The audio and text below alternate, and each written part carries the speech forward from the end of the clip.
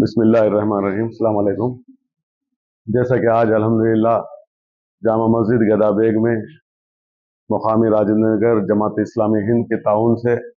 Visit to मस्जिद का जो एक बेहतरीन प्रोग्राम हो रहा है यहाँ गोल्डन हाइट्स और इसके अतराफ व अफनाफ के एक बड़े इलाकों से मुख्तलिफ हमारे हिंदू भाइयों को यहाँ पर मदऊ किया गया और मस्जिद के एक्टिविटीज़ और मस्जिद का कॉन्सेप्ट जो इस्लाम में है, इस्लाम की जो बेसिक तालीमात है, जो प्रॉफिट मोहम्मद सल्लल्लाहु अलैहि वसल्लम के जो प्रिंसिपल्स है पूरी इंसानियत के लिए, अल्हम्दुलिल्लाह एक बेहतरीन प्रोग्राम डिज़ाइन किया गया।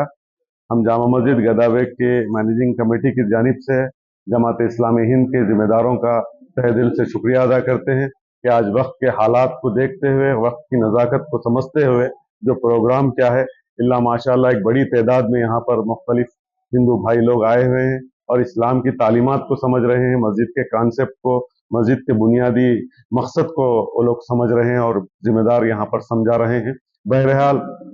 जामा मस्जिद गदाबेग हो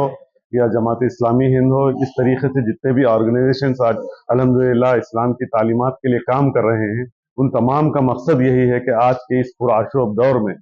आज के टेक्नोलॉजी को, आज के इन तमाम